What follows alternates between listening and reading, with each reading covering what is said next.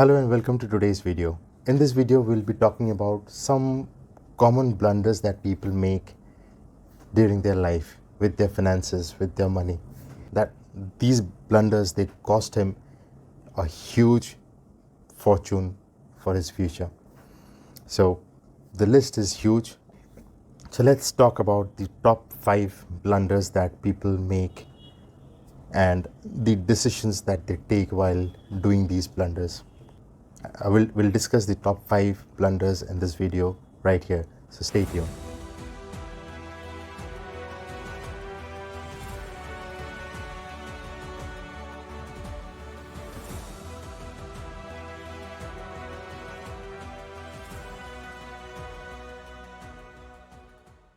So the biggest blunder is not paying the credit card in full. Now this is such a big blunder that people often they do not recognize that they are making a fool of themselves. You buy something for 5,000-10,000 rupees and you don't pay it in full. That's a big mistake in itself. And you know what, credit card, they charge you the highest interest rates that I can think of, 35-40% in interest. That's crazy. So if you're not paying the credit card dues in full, which means you are ready to pay them 40% interest. Is it true? Is that a sound financial decision that you have taken? You're paying somebody 40% interest on an amount. If you are one of them, are you really thinking straight? If you have a credit card due, you're actually paying 35-40% interest. Think over it again. Never allow credit card companies to take an interest from you. The best possible way, if you cannot use a credit card, if you cannot manage a credit card, the best possibility is do not use it. Cut it out, throw it away. But if you're bent over in using it, if you say no, so I am going to use a credit card, fine. Then there is only one option left, and there is only one option that is left, which is swipe the card, buy whatever you have to buy, and pay it immediately. That's the only other way. There is no third way. You will find a lot of financial experts, a lot of people who would come and say, I earn 50,000-60,000 rupees a month using a credit card. I do this, I do that. Forget about them. I am telling you, forget about them.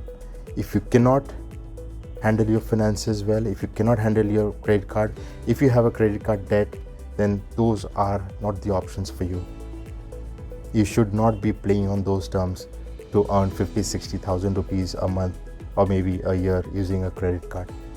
If you're really strict with money, if you really have control on your money, then you can probably think of trying what they have said. Otherwise, do not use it. It's going to destroy you. It's going to destroy you forever. Okay? Blunder number 2. You have a 5-10 lakh CTC and you buy a car worth 5-10 lakhs. That's really strange. I have seen people doing that. They have even purchased a car which is beyond their CTC, beyond their salary. This is unbelievable. A person has a 10 lakh CTC, he purchased an 11 lakh car.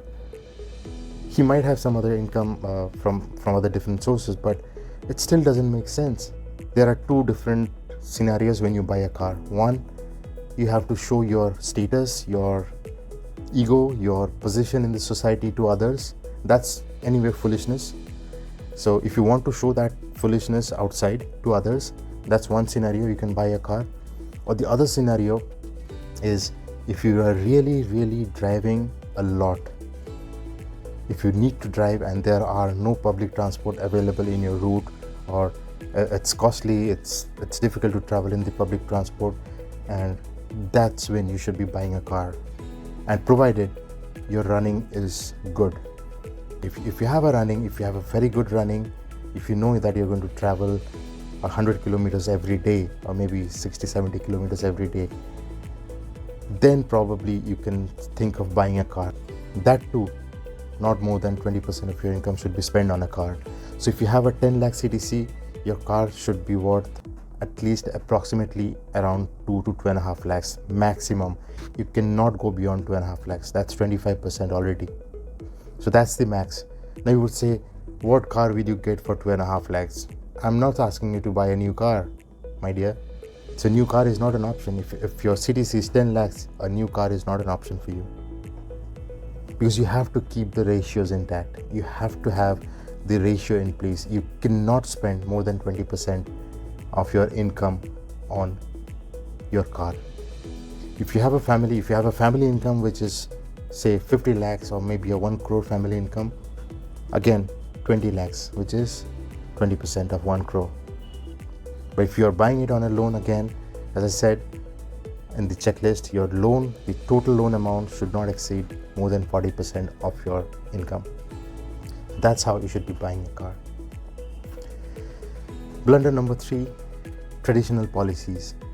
Now, I'll have to make a different video on policies in itself because it's a huge topic and there are so many things to discuss. It is not possible to say in this video. But traditional policies, they do not provide any kind of good returns, you can say. They might tell you that you get death benefit and this and that and so on, income tax rebates and so on and so forth. You'll get all of those you'll get the death benefit in term plan, you'll get the health benefit in your Mediclaim, you'll get good returns if you invest the money in mutual funds or stocks, bonds, whatever it is. So if you segregate that amount which you're paying in a traditional policy, say if you're paying 10,000 rupees a month in a traditional policy and they're giving you this much of death benefit, this much of this cover, that cover and this and that, break that down into pieces. Invest a chunk into stocks, bonds, mutual fund, good market conditions into the market. Invest a chunk into the term plan, invest it into the Mediclaim, and you are completely covered. You do not need a traditional policy for that. It's worthless. Blunder number 4, again, purchasing with a loan. That's really difficult. The only thing that I think it's sensible to purchase in a loan is a home loan. Other than that, anything you purchase with a loan is not actually going to help you. So you buy a mobile, you buy a car, you buy TV, you buy a fridge, you buy this and that, whatever you think of, all of these are liabilities. And once you put a loan on a liability, it's a bigger liability. So anyway, you're buying a liability, you need these liabilities to live your life. I'm not saying don't buy them. Definitely buy them. Definitely buy a car, definitely buy a fridge, TV, whatever you want to live your life. But if you're buying them using another liability, if you're buying a liability using another liability, that's not sound financial planning. That's not a sound finance decision. So refrain from buying anything in loan. Instead, save the money. If you want to buy a TV, save the money for a TV. Whatever the loan amount is going to be for the TV, save that amount. If you're buying a 50,000 rupee TV, maybe you're going to pay 5,000 rupees every month for the next 10-12 months, right? So save that 5,000 rupees for the next 12 months and buy the TV after 1 year. It's okay if you postpone for a year or so to buy a TV. It's not going to make your life different in this 1 year if you don't buy a TV, right?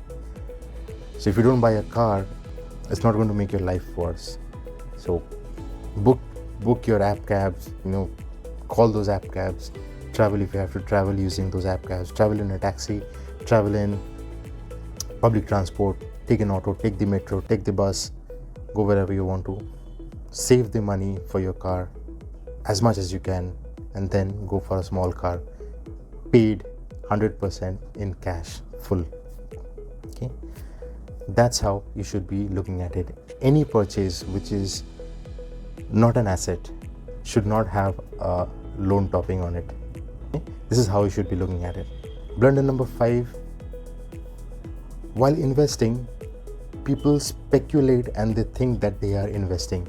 This is not true. This is a big blunder that almost majority of the new entrants into the stock market, they do.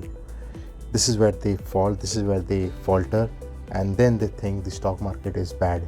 It has eaten up their money. The stock market has not eaten up your money. It's you who has faltered in taking a decision, and that decision has eaten up your money. So stop speculating. Do a thorough research before investing. Follow this channel so you'll get everything here. If you follow this, if you subscribe to this channel, and you'll never miss out on the important aspects of investing, and hence you'll stop making these kind of blunders. So do not speculate, do invest. Speculation will only give you short-term benefits. It'll give you tension, it'll give you panic.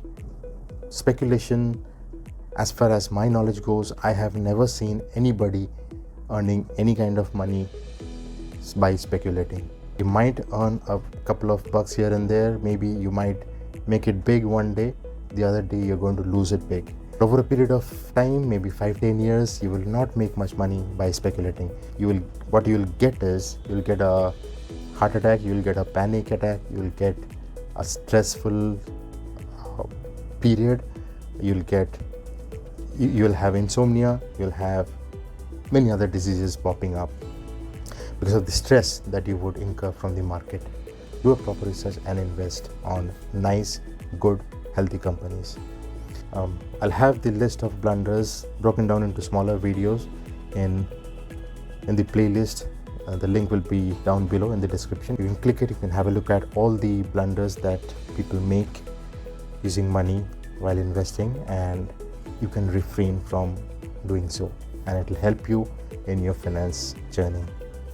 So till then, SG signing off. Goodbye.